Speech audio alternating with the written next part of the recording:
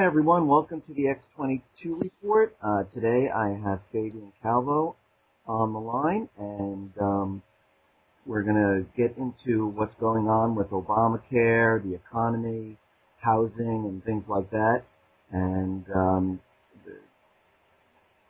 just before I start, Fabian, what websites do you have? You have FabianForLiberty.com? Yeah, FabianForLiberty.com, and also people can learn more about my investment firm at thenodehouse.us. Okay, great.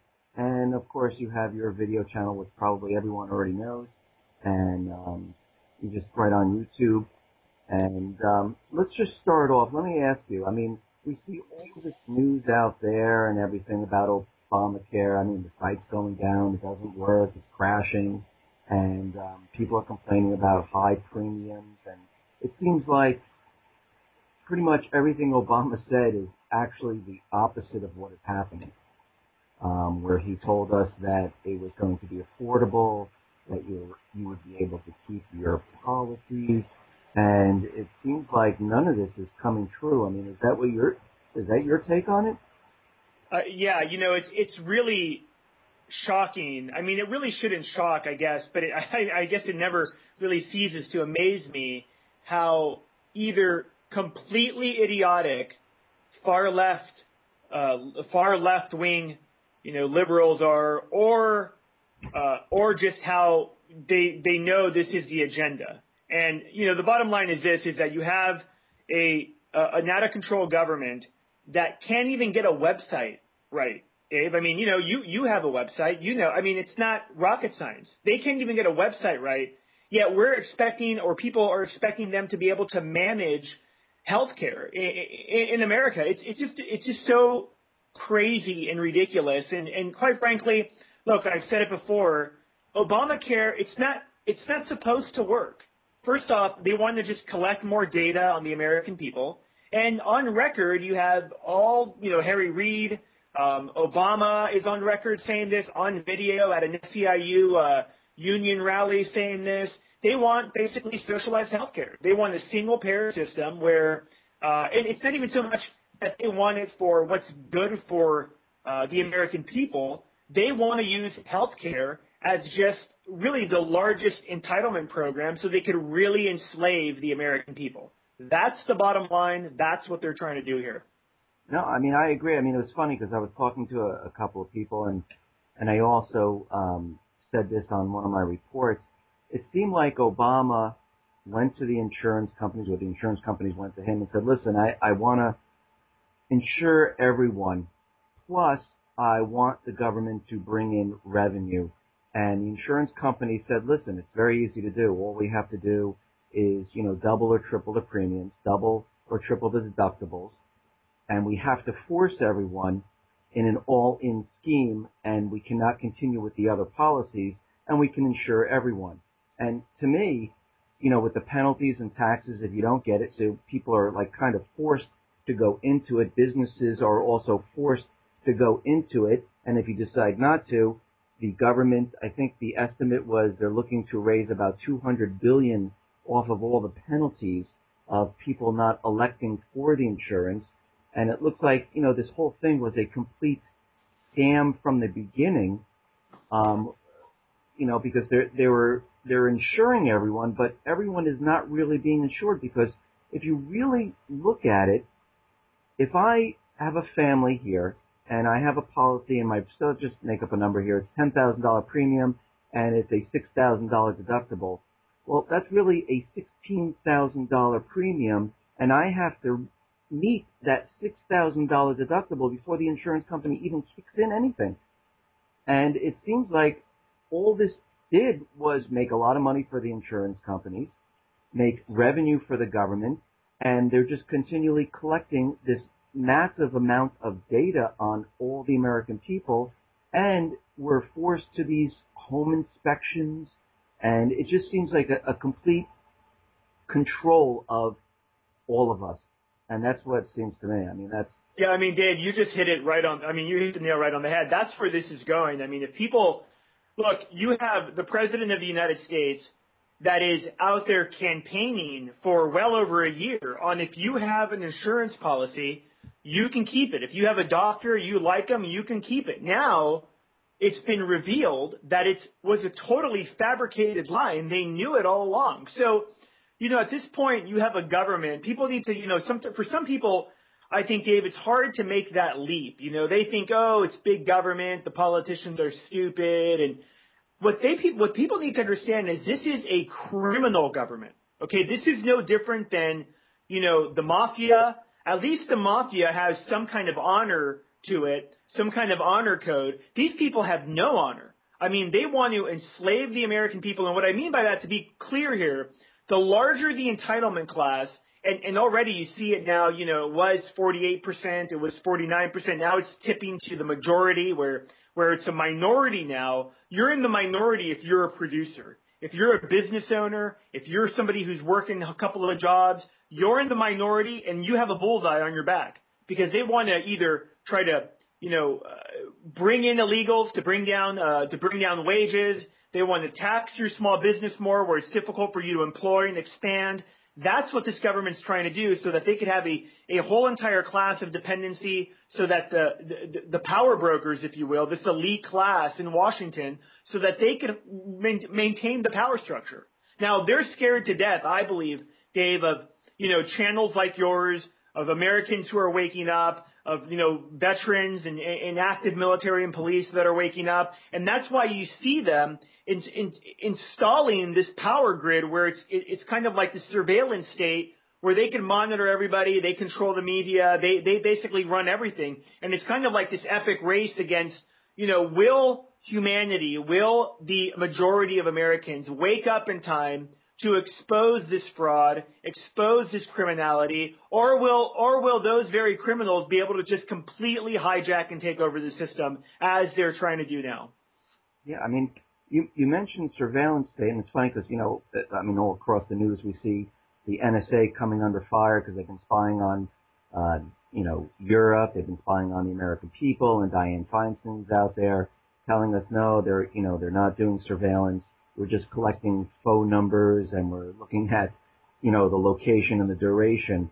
And, all they do is continually lie about what they're doing. And, I mean, what is the purpose of having a system that we spend billions upon billions of dollars on to collect phone numbers, the location, and the duration of the call? I mean, you can get that from a phone company. I mean, it just seems absolutely ridiculous. And now we're seeing that Europe is out there complaining, Spain and the other France, and it looks like Europe might even impose sanctions on the U.S. because of this U.S. spying. I mean, have you heard anything about that? Yeah, already you had a European country, you had Spain, labeled Donald Rumsfeld a criminal, and so Donald Rumsfeld can't go to the EU because, if one country labels him a war criminal, he'll be arrested if he goes anywhere in the EU. So yeah, Europeans I think are a little bit more sensitive to this. It was only 40, 50 years ago that they had to live with, with communism and the whole entire idea of a surveillance state and must have in a lot of Eastern Europe and in Germany as well. So I think countries around the world are beginning to see how brazen the United States is getting with the surveillance state. And for me, I look at all this and I have to say to myself, well, why is this? Why is the U.S. actively, wiretapping Angela Merkel? Or why are they, hacking her cell phone?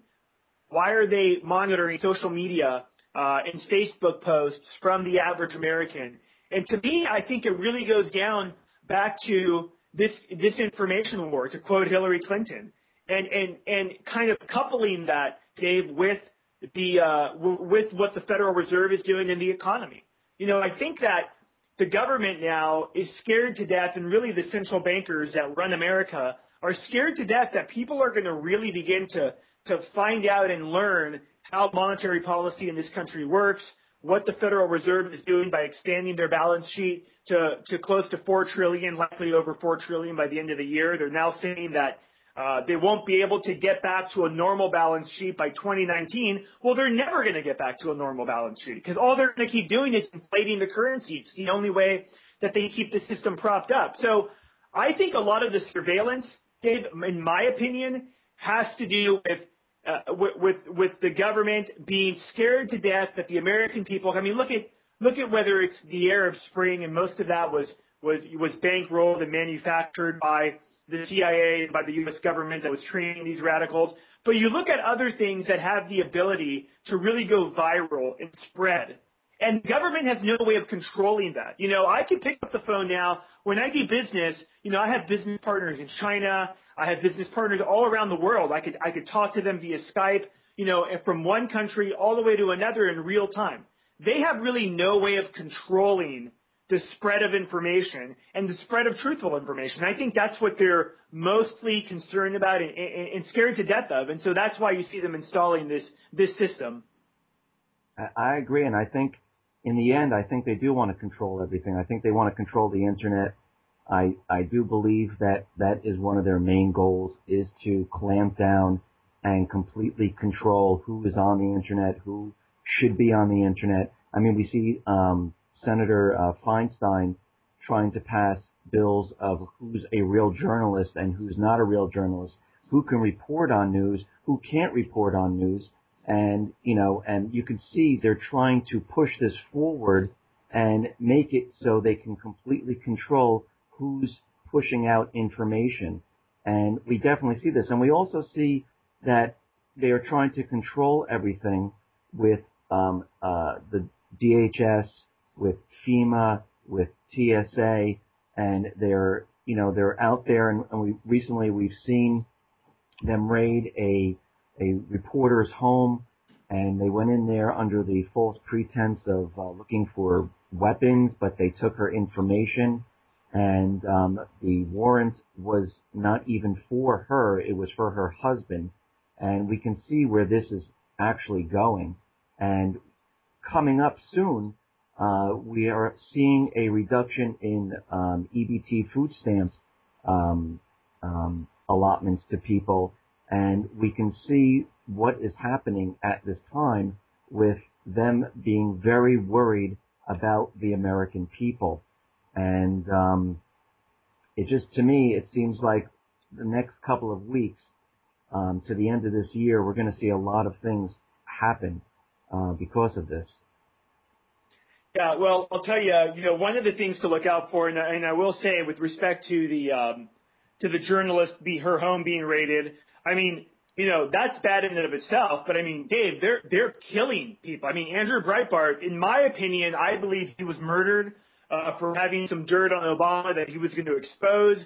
You had the guy from Rolling Stone, his name escapes me right now, who had a brand new Mercedes-Benz that mysteriously blew up. Interestingly enough, did you ever see Mercedes-Benz come out and have some kind of press conference and saying, hey, we're looking into why our brand new car all of a sudden blew up? You know, remember when the Toyota Prius they had the whole recall because the pedal was getting stuck. It was this big thing. It was all over the news. Right. Well, here you have a brand new car blowing up and no one talks about it. I mean, I remember having my staff looking, I'm like, check into Mercedes-Benz if they've put anything out on their car mysteriously blowing up and them looking into that. Well, of course they didn't. So, I mean, look, these are really dangerous times, and people think this is hyperbole, but I mean, just look back in history. When you have a power structure like we have now that is brazen, that's run by central bankers, they basically end up killing you if you dissent or if you try to expose them. And I wish that wasn't the case, Dave. I wish that wasn't true. And I think, again, the way that we combat that is by just continuing to get the message out. And the more people that wake up, you know, they can't. The bottom line is this: with all of their technology, with all of their, you know, thugs and goons and TSA agents and all their dumbed down, you know, paramilitary force that they have, you know, you still have a lot of, I think, honorable people that are part of the government, that are part of the military, that are not going to allow this government to completely seize and take total control. And that's why ultimately I'm optimistic about things. But let me just quickly just say something with respect to the end of the year. You don't have a debt ceiling in place. It was in essence removed. They'll reconvene in February to make, set a limit there. But in 1 week you had a government, or in one day you had a government spend close to $375 billion. If they kept on that path, we'd have a $22 trillion debt by February of next year. I'm not saying they're going to do that, but I will say look for them to print money like crazy, create money like crazy, add more debt like crazy, all in the wild attempt to keep this economy propped up and try to have a real spectacular Christmas season as far as shopping, issuing all kinds of cheap credit. I'll tell you, I don't go anywhere now where I don't get offered credit cards left and right. They're really pushing it like crazy because that's the only thing that's keeping this economy afloat. I completely agree with you, and I do believe that they're going to increase quantitative easing some way, somehow. And I mean, you're into real estate. Now, do you see in real estate that the reason why they'll have to increase quantitative easing is not just to purchase the treasury bonds, but you see a lot more foreclosures? Because I understand that there's a lot of the house purchasing are from hedge funds, investment companies, and most of it is in cash. Do you see a lot more foreclosures coming? Because I know the bubble's being blown up. But what, from your expert view, what do you see right now in the real estate market? Well, so right now you in essence have a balance, a transfer of trillions, and that's trillions with a T, of toxic debt, pretty much off bank balance sheets onto basically, a lot of private equity, a lot of institutional buyers are buying this. Ultimately, the American people are going to get stuck with the bill. And let me explain this real quick for people kind of get a general idea. I did a micro documentary called House of Cards that people can watch. That's about 11 minutes. That kind of breaks this all down. But in essence, you have banks still have trillions of dollars in toxic debt and in properties that they own. I mean, there's tons of them. My company, not a week goes by that we don't review another bank balance sheet that doesn't have several hundred millions of dollars of foreclosed notes. I mean, take a state like Florida. 20% of every home 20% of all homes in Florida are in foreclosure. So, I mean, there's still all kinds of inventory out there that may not be technically on the market, and it's not. That's why you see, reports of inventory falling to all-time lows. Well, yeah, technically the inventory may not be on the market, but there's still a ton of it out there. So you have all this toxic debt, then you have the big central banks and the big mega banks like Deutsche Bank, a lot of other big banks, are loaning literally billions of dollars to a lot of these hedge funds, a lot of these multi-billionaires, and they're in turn coming and they're buying up real estate like crazy. I mean, in fact, in 2013, you have in most metro markets, 50 to 75% of all sales are cash. That's why people that are saying, well, if rates go up, a couple of points, it's really going to affect the real estate market. Well, no, it's not, because it's a cash market for the most part. Okay. Most people that have good credit can't get a loan. And if they can, it's extremely difficult. It takes months. So you have all of these hedge funds that are gobbling up real estate. They're expanding their balance sheet as far as what they own in real estate. Ultimately, what they're going to do is a lot of them will keep certain types of real estate because it's a hard asset, and it'll continue to go up because of inflation. But I think most of it, what's going to happen, Dave, is you're going to see the bank, and you're already seeing this, or the government, you're already seeing this. They're starting to give out no money down loans. And this is what I mean, that the American people will ultimately be paying the price, because they're going to give out loans like candy to anybody who can get a loan. And I think this is going to happen after the midterm election. You're already seeing it happen to low credit borrowers who are going to buy these properties from these hedge funds. That's why this is really a pump and dump if you look at it that way. And ultimately, when everything collapses, it's the American people who are going to have to get stuck with the bill. And that's what we see happening right now in my assessment. I've been talking about this for about a year and a half. And, people can go back and see my other interviews on this. And it's literally panning out exactly like I've been saying. So, what you're saying, and then this is what I'm getting out of it, right now it seems like prices are going up. And, prices are hitting, they're getting pretty high now. Where I am right now, I see the houses market, the prices are rising. Now, if these hedge funds and these investment companies are buying these houses for cash, are they renting them out at this time? And if they are, renting these out, are the American people renting from them? And what happens when they try to get rid of this house? Because what's going to happen is they're pumping the market up. They're either renting it or just holding on to it. Americans then come in with no money down and buy at the height of the market. And then this reminds me of 2007, 2008, when everyone bought at the height and everything came crashing down. Does this... You got it. You got it. That's exactly what's happening, Dave. That's exactly what the plan is. And yeah, Americans are renting. And let me just say that these investment companies, these hedge funds, these private equities, these billionaires, sovereign wealth funds, they're global. They're the Chinese, the Russians, and then you have some of the mega billionaires as well, people like, Carlos Slim. All these guys are buying distressed real estate right now like crazy. And a lot of them will rent out these properties. If it's a residential property, they'll rent them out. And if that tenant's in there for a year or, let's say a couple of years, ultimately that person renting that home will be able to qualify for a loan, and they'll get a no money down loan, and they'll buy the property at the height of the market. And once they sell off all these properties that they bought for pennies on the dollar, they sell them off to financed borrowers that are getting no money down loans.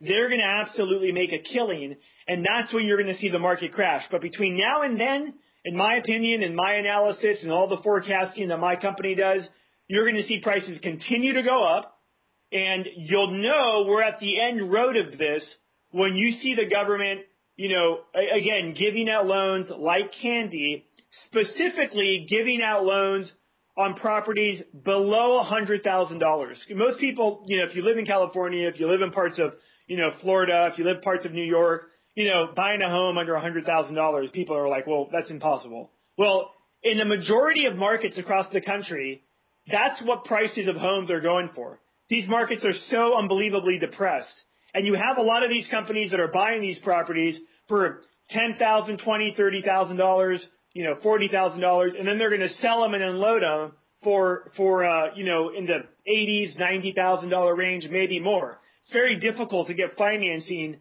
below 100, even more difficult to get financing below 50,000.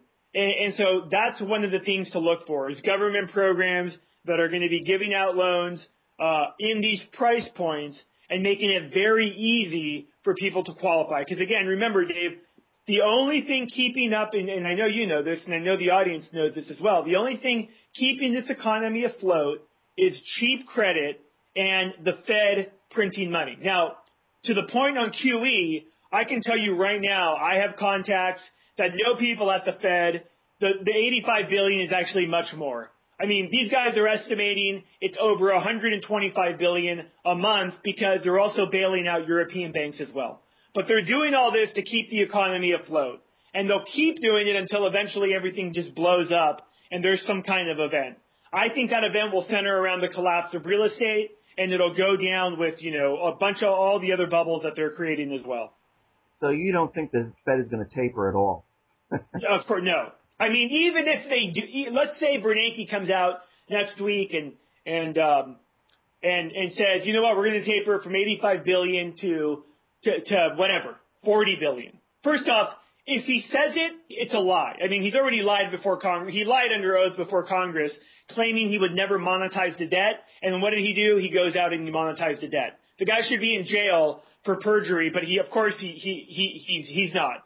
So he's he's lied about everything, right? So I wouldn't believe him even if they said that they were tapering. But they can't taper because, the very simple question to ask yourself or anyone listening is that who's going to step in and buy the bonds? Who's going to step in and buy the treasuries? I mean, it's not going to be the Chinese. It's not going to be the Japanese. It's not going to be any other sovereign country. We're at the end game.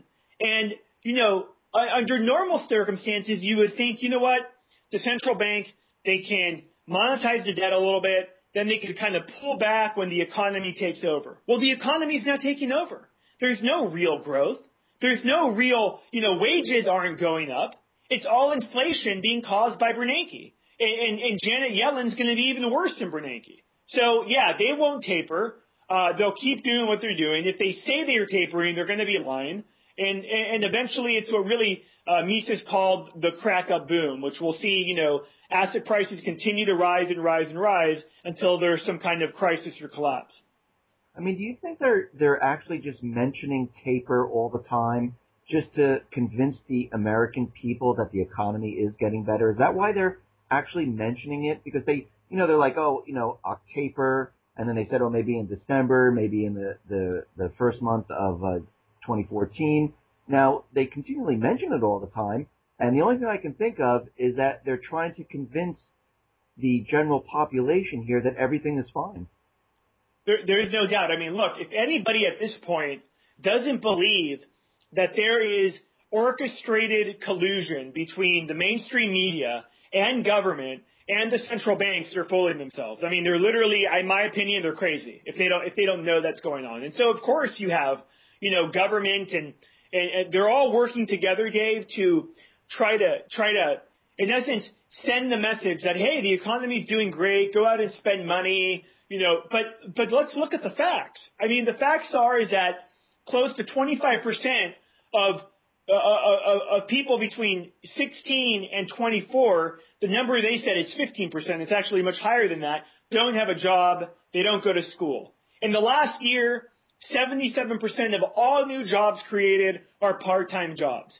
You have big employers or just the mom and pop employers that may have, small business owners that don't want to expand because they don't want to have to deal with Obamacare. Because Obamacare, and I'll agree with Ted Cruz, is an absolute job killer train wreck.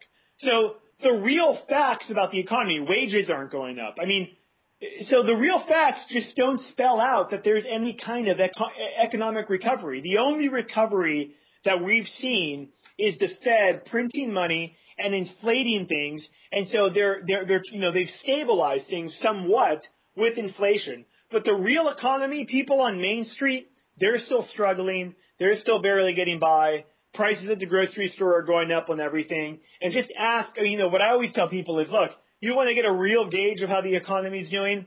When you're in the grocery store, in line, ask the people around you how they're doing. And they'll tell you, you know what, things really suck. And that's what I think, I think that's what the truth is with respect to the reality of the economy. I mean, you're mentioning groceries, and I'm thinking EBT, and I know November 1st, they're cutting back. And what's amazing is that we're sending billions over to Israel. We're sending billions over to the Middle East. We're sending billions to Saudi Arabia. We're sending billions everywhere else. But they decided to cut EBT for people, because what do we have, like 50 million people now on food stamps? Now, I know November 1st, this is when it's going to happen. This is just, how your opinion on this. Do you think the government or Obama administration is doing this on purpose to set off some type of rioting? Yeah, I mean, I believe in, people, some of the people that I work with were like, Fabian, that's crazy talk. But, this last time around where you saw EBT cards not work for a Saturday in multiple different states, I think that was really kind of like a dry run or beta test, if you will, on what happens when they shut down the EBT system. And look, we have historical precedent for this. I mean, the Romans did this all the time. Everyone listening has likely heard of bread and circuses. Well, you had Caesar basically giving people free food and all kinds of entertainment. A large majority of the Roman people lived off the government. And when they wanted some kind of change or they wanted some kind of rioting from the people, they would cut off the bread and circuses and people would go ballistic. And so you have that now. I mean, look, if you have people fighting over a pair of Air Jordans, what do you think they're going to do when the food in the EBT card stops working? So, of course, Obama has and the stats are about 100 million people on some level or another dependent on some kind of government handout. So when those government handouts stop trickling out, that's really Obama's private military force right there. 100 million people, of which probably 40 million will go out, start rioting, burning things down, and that's likely how he would end up trying to make some kind of play to seize control. But look, I think what people really need to know the most about EBT cards and about the whole government entitlement thing, Dave, is what government tries to do, and what government will always do, is they try to enslave you with benefits. That's what they're doing with Obamacare. That's what they're doing with the food stamps. And that's to me the saddest thing, because I'm a real big believer in the individual. I believe everybody out there has a unique ability that they could use to, build a business, make the world a better place. And unfortunately, government robs that from people. And they do it on purpose because they want you. I mean, we look throughout history, the easiest thing in this epic struggle has always been, do you want to be a slave to the state, or do you want to take full responsibility over your life and really be in charge of what happens in your life? And for most people, unfortunately, it's easier to be a slave, not be responsible over their own life, and have someone take care of them. A great business philosopher named Jim Rohn, and he's not the sports guy, Jim Rohn. His last name is R-O-H-N. He said it best. He said, look, if you don't have a plan for your life, chances are someone else is going to have a plan for it, and you're not going to like that plan. And that is absolutely so true. And that's what we see with these millions of people literally on the government, sucking from the government teeth. No, and I understand, but, in today's world, the way they've created everything and the amount of jobs that are out there makes it very difficult. And again, I understand what you're saying, but not every person has I guess they do have the ability, but sometimes they just don't have the know-how, and they've been working for another person for a very long time, and they don't know how to get out of that and start something themselves. So what they do is they continually look for that job, and they say, well, I can't find one, so I need help from the government. I can't afford food, so I need to go on EBT. I need unemployment because I still, I'm looking every week for a job. And I know a couple of people like that. And jobs are very hard, especially where I am, are very hard to come by. And a lot of the jobs, especially in Manhattan right now, are consulting jobs where they're not full-time, you don't have benefits. And I know a lot of people in technology right now who just recently got laid off that are having a very difficult time finding work, and for them just to go and say, I'm going to start something, I don't think it's their mindset to do that. So they end up going on to food stamps. They end up taking the unemployment for as long as they can take it until they find that job. And I believe this is why we're seeing so many people on the government programs now. Dave, I agree with you 100%. Everything you just said is right on the money. The greatest way the greatest way to create jobs and build prosperity is free market capitalism. I mean, if you had government completely get out of the way, you'd be able to unleash a real economic growth in this country where the producers and people that have an idea or people that are the innovators could begin to create things, and they'd be able to offer, good jobs to people. But instead, you have the exact opposite. You have government that is doing everything they can to make it harder for the job creator, to make it harder for somebody to, take their idea to market. And, I'll tell you another thing too. Look, you just look at the statistics like on manufacturing, right? In 1950, my buddy Michael Snyder from the Economic Collapse blog has these great statistics he puts out all the time. And he had this one where it was in 1950, we had about 12 million manufacturing jobs. In 2012, I think the number was around 13 million, even though the population had more than doubled. And so what I usually tell people about, jobs, Dave, is that we're going through a fundamental paradigm shift right now. And the whole job paradigm is pretty much over. That whole idea that you could go somewhere and work and have job security or get benefits, it's over. And in my opinion, will not come back unless, we return back to free market capitalism, which that's years down the road unless something drastic happens.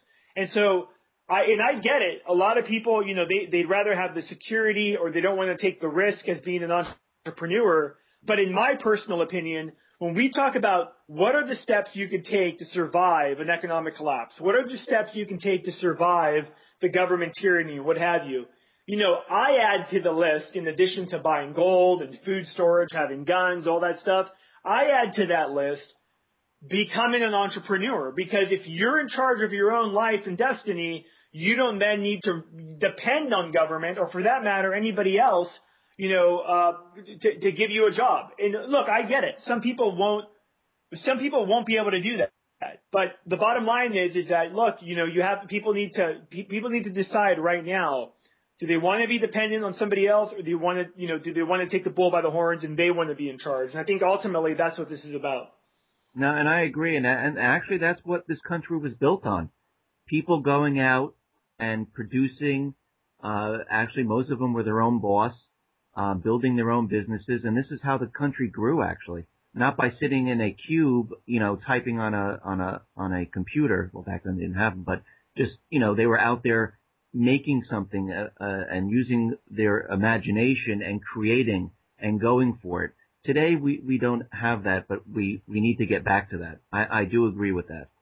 Yeah. So hopefully, that is just critical. I always say this. I always say that, what would my grandparents do? I think that generation, from the 40s and 50s, they had it right. They understood the idea of hard work. They understood the importance of, saving a little bit of money for a rainy day. Basically they weren't, they were just like, look, government, just get out of my way. Just let me do my own thing and let's leave it at that. And, we've really lost that way and we're losing it with our kids. I mean, I make it a big point of trying to, really educate my kids about the founding fathers, about what this country really stands for. But I see, what their buddies are learning at school. And I mean, it's all basically, propaganda about Obama and global warming. And I mean, it's only going to get worse until all of the individuals that are listening to this, everybody, does something to try to right the wrongs of what this big criminal government is doing to this country.